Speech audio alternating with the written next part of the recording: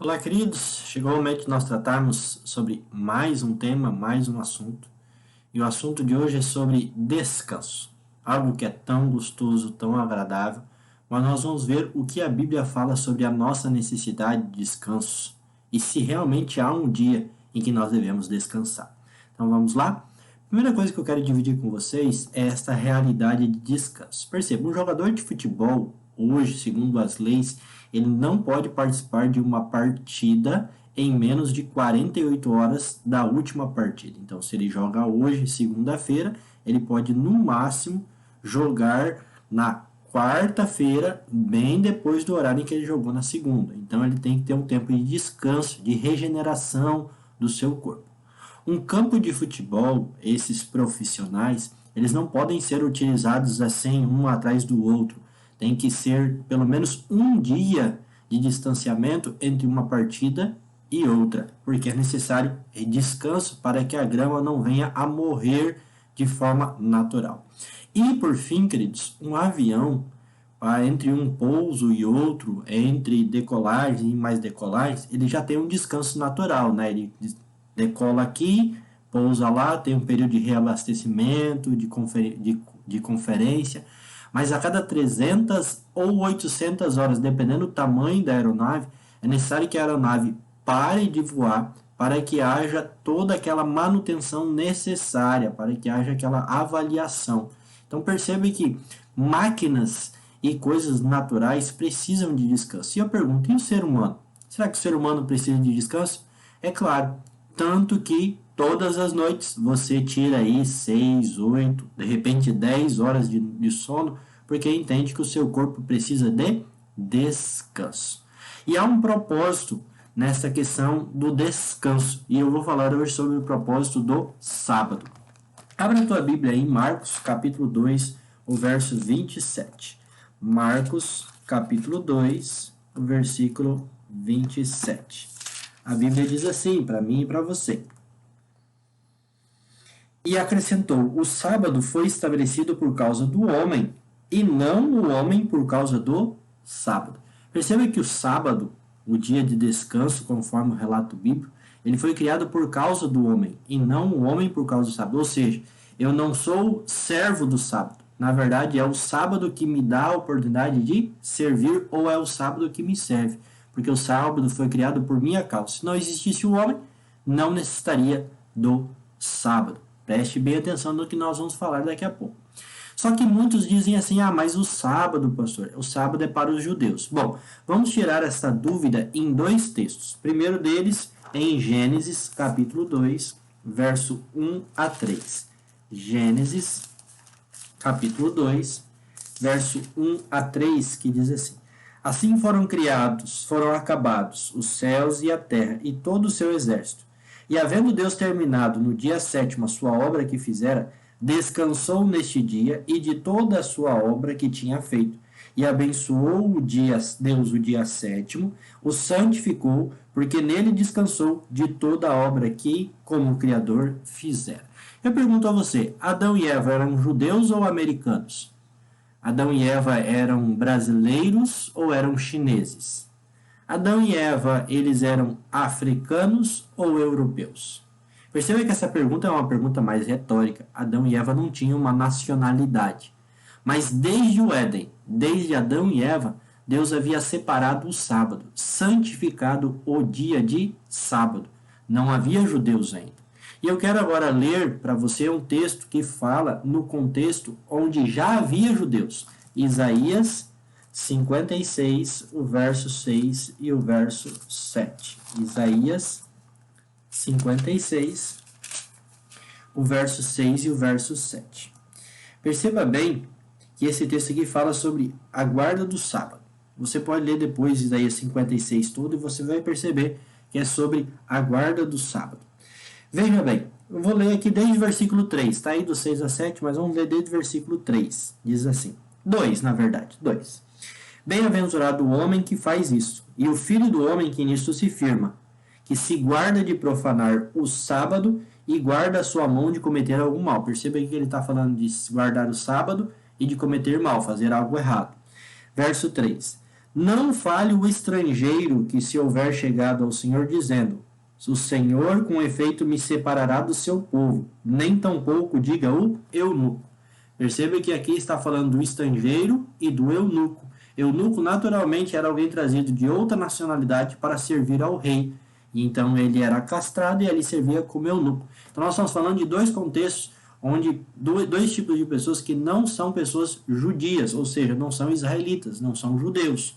Já havia a nação de Israel, já havia os judeus, mas aqui está falando que para Deus não fazer separação entre estrangeiros e judeus. Verso 4.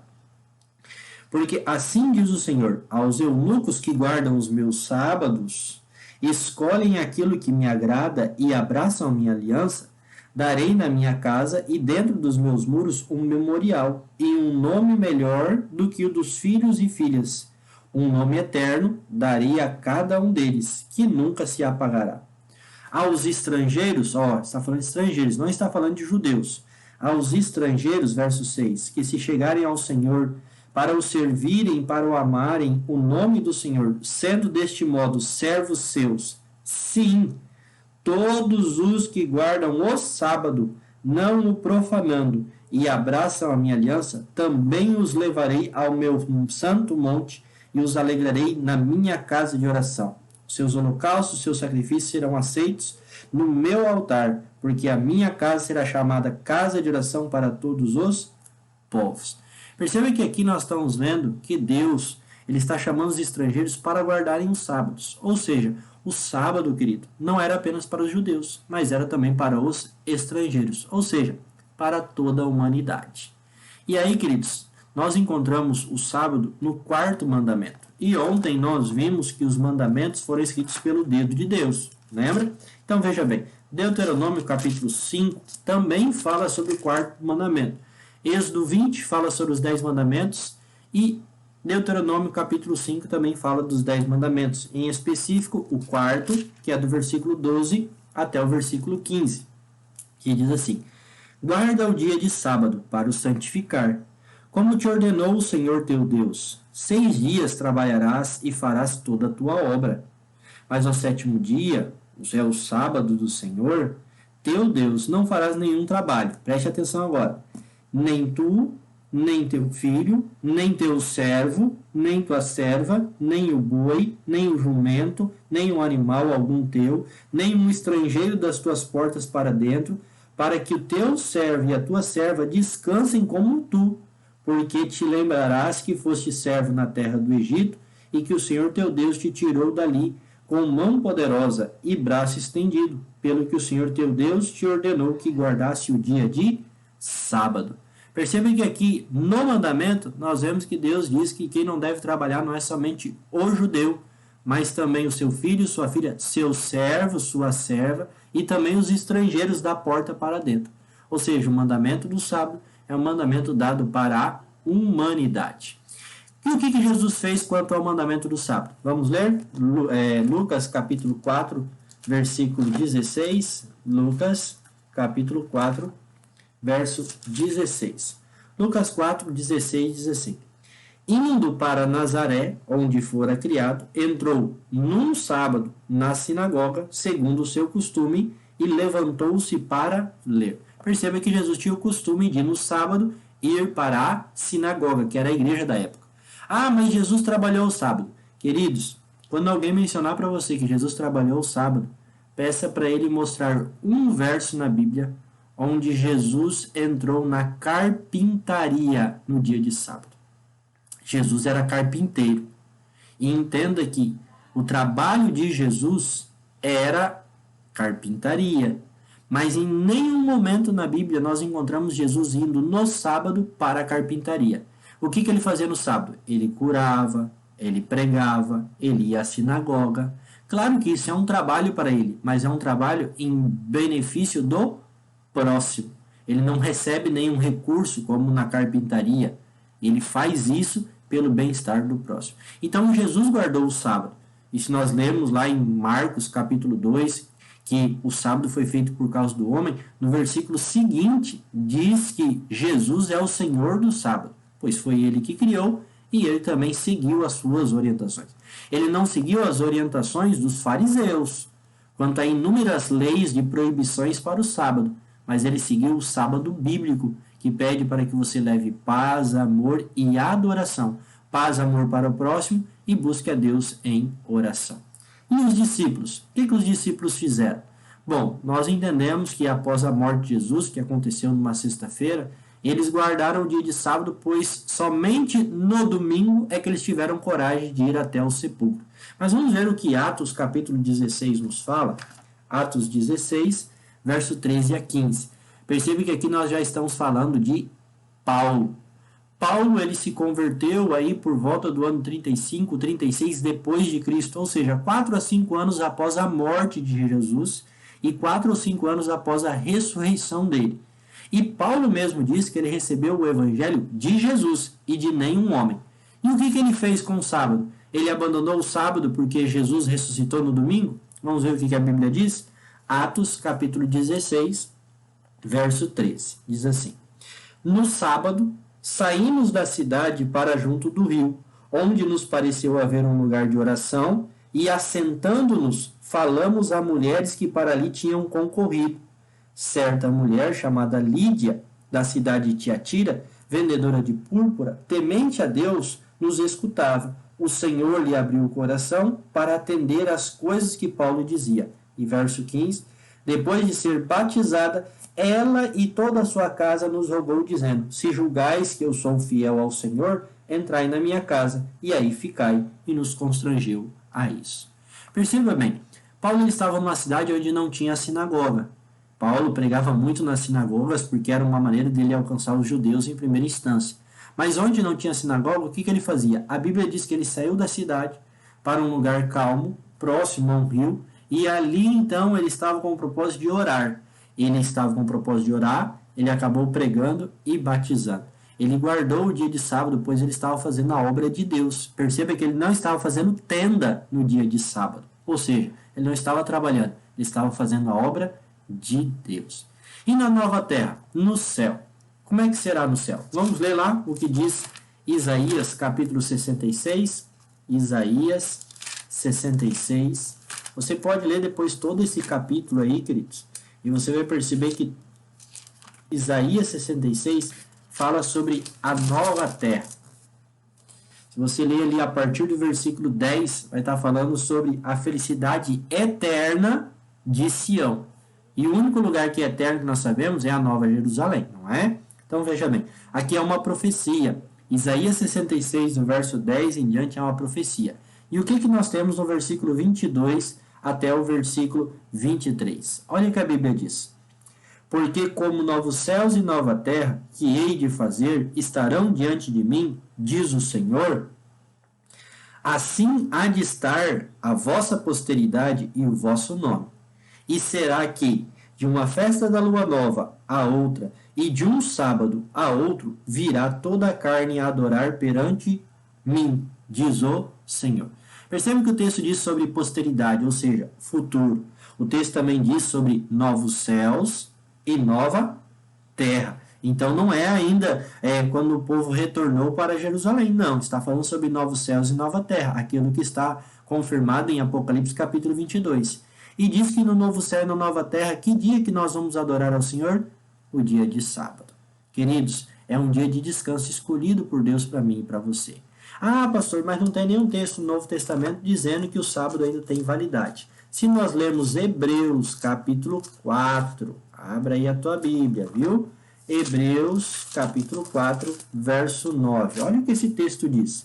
Hebreus 4, verso 9 diz assim: Portanto, resta um repouso para o povo de Deus. Repouso. Lembra do dia de sábado para repousar. Então, queridos, entenda uma coisa. Há sim, no Novo Testamento, um texto que fala sobre repouso. E eu acredito que você compreende que esse repouso é no dia de sábado. Perceba que o sábado, ele permanece.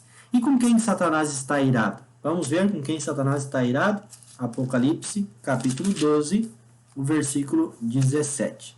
Apocalipse 12, verso 17, diz assim: Irou-se o dragão contra a mulher, e foi pelejar contra os restantes da sua descendência, os que guardam os mandamentos de Deus e têm o testemunho de Jesus, e se pôs em pé sobre a areia do mar.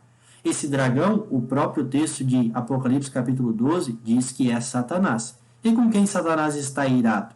Ele está irado com qualquer um? Não. O texto diz que ele está irado com os restantes da descendência da mulher, e a mulher é a igreja, os restantes da igreja que guardam os mandamentos e têm a fé em Jesus. Perceba que o texto diz assim, guardam os mandamentos e têm a fé em Jesus. Não é guardam os mandamentos ou a fé em Jesus. Então os dois andam juntos. Ter fé em Jesus, ele não exclui guardar os mandamentos. E guardar os mandamentos não exclui ter fé em Jesus. É necessário que andem juntos. Queridos, precisamos guardar os mandamentos de Deus. E como nós vimos, o sábado é um mandamento. E aí vem um texto que me chama muito a atenção, que é Tiago, capítulo 2. Tiago, capítulo 2. Tiago 2. Tiago 2, verso 10, que diz assim: Pois qualquer que guarda toda a lei, qual é toda a lei? Os 10 mandamentos. Nós já lemos, você já leu Êxodo capítulo 20, pode ler Deuteronômio capítulo 5. E olha só, pois qualquer que guarda toda a lei, mas tropeça em um só ponto, se torna culpado de todos. Ou seja, um que vale por todos. Não adianta de nada eu guardar o sábado se eu desonro pai e mãe. Não adianta de nada eu não adulterar se eu tomo o nome de Deus em vão. Não adianta de nada eu não cobiçar se eu mato. Não adianta de nada eu não ter outros deuses diante de mim se eu não guardo o sábado. Perceba que o texto ele fala que eu devo ser guardado por toda a lei. Não apenas por 1, 2 ou 3, mas todos. Porque se eu cair em um, eu sou culpado de todos. E eu pergunto para você, qual é a mensagem hoje de quase todas as igrejas? Todas as igrejas apresentam os mandamentos como necessários. Contudo, eles mudam um. Por que eles mudam só o sábado? Jesus guardou o sábado. Discípulos guardaram o sábado. Na nova terra, nós vamos guardar o sábado.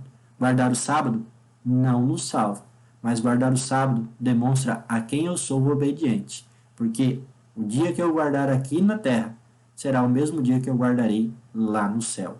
O dia que eu adoro aqui na terra é o mesmo dia que eu adorarei lá no céu. E por fim, 2 coisas só que eu tenho para dizer para vocês. Os 10 mandamentos foram dados no deserto, exatamente pelo problema de que muitos hoje falam: os 10 mandamentos foram dados para judeus. Não. Os 10 mandamentos foram dados no deserto, porque o deserto é terra de ninguém e terra de todo mundo. Os 10 mandamentos é para todo mundo. E outra coisa também, queridos, nós precisamos compreender que o sábado é um dia de paz que Deus concede para nós. Imagine só que eu marque um encontro com você e diga para ti: olha, toda quinta-feira eu vou na tua casa levar para você um presente. E aí você se prepara, arruma toda a casa, mas me espera na quarta-feira. E aí eu não vou. Adianta? Não. Por quê? Porque eu marquei um compromisso com você na quinta. Deus ele tem um dia entre ele e o seu povo. E este é o último texto que eu quero ler com você, que é Ezequiel, capítulo 20.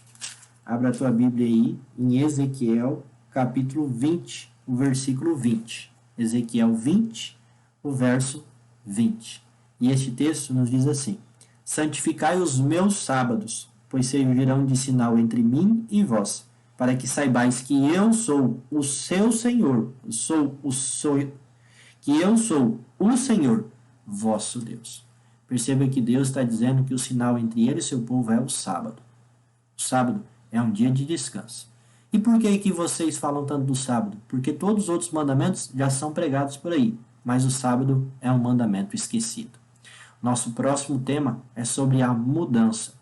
Então, se o sábado é o dia de guarda, por que muitos guardam o primeiro dia da semana? Nós vamos falar no nosso próximo tema sobre mudança. Prepare-se, pois a Bíblia é quem está falando, não é apenas um homem. E eu desejo que você siga a palavra de Deus. Grande abraço e que Deus esteja contigo e com a tua família.